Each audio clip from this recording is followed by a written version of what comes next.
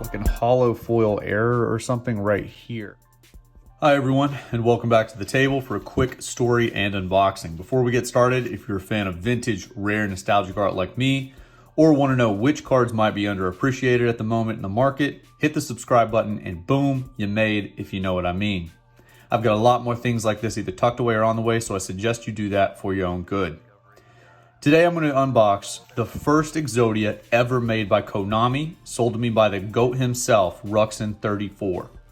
This was released about 2.5 years before Legend of Blue Eyes was released in North America.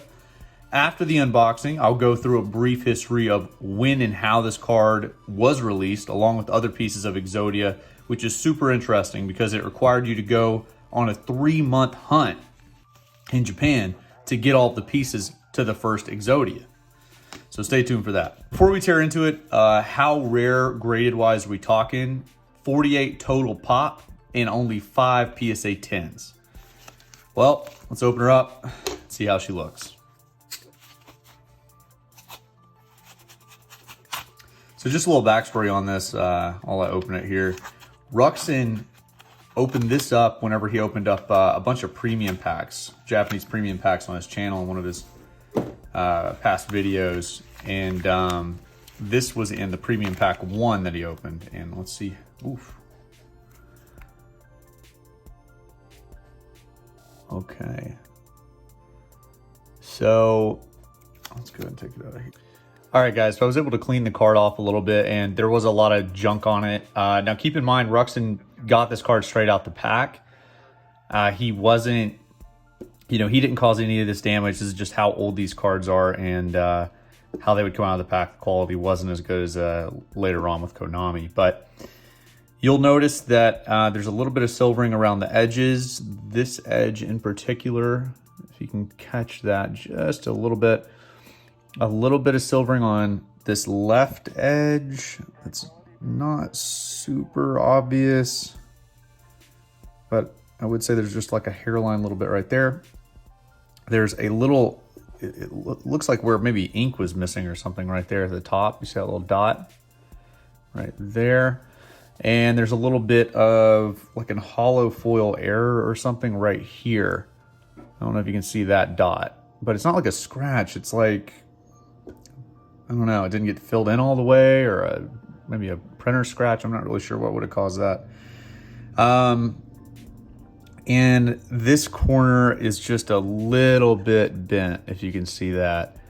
Most likely it just got bent when it was still in the pack that he opened. And then as far as the back goes, I was able to clean all that gunk off the back. The back actually looks pretty dadgum clean. So I don't really have any complaints about the back. Again, you can see where that corner was bent. And this corner looks a little bit bent on the back. So maybe that's I'm not really sure about that. It might be a little scratch. It kind of looks like a bend.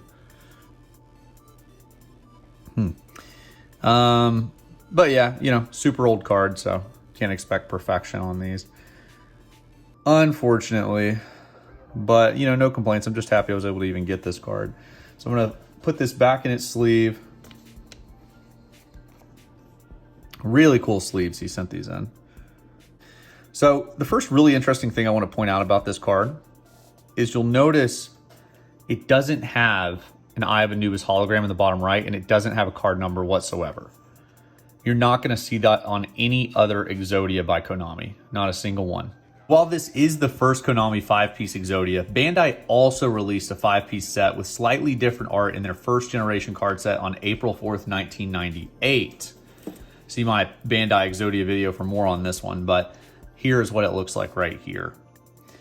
So this would have had completely different artwork than the Konami version, obviously. You can see the heads look similar, but the stars in the middle of the chest on Konami's, stars behind him on the Bandai version. The mouths are different colors. So quite a few little distinctions between the two. Also, the lines on his head were red and gray on the Bandai's, as you can see right there. And they kind of went to this purple look with Konami. Bandai was making those cards before Konami had exclusive rights, which Konami received early in 1999.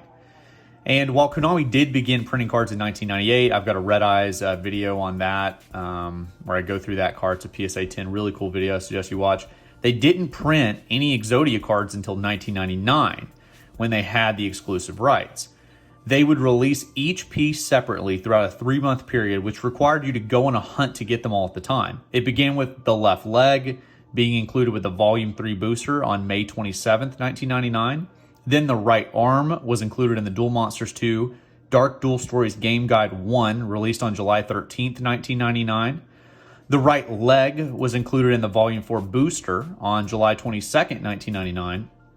The left arm was included in the Duel Monsters 2 Dark Duel Stories Game Guide 2 on August 10th, 1999. And finally, the head of Exodia we have here was included in the Premium Pack 1 set released at the Duel Monsters 2 Dark Duel Stories Duelist Legend in the Tokyo Dome Tournament on August 26th, 1999.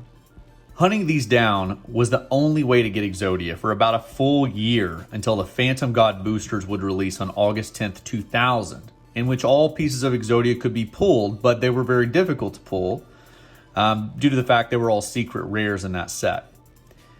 These would include the Eye of Anubis hologram at the bottom right, as well as a card number underneath the picture to the right. Well, everyone, I hope this video was informative and you learned something. Let me know if you have any interesting stories down below, and I'll see you in a few days for another unboxing and story.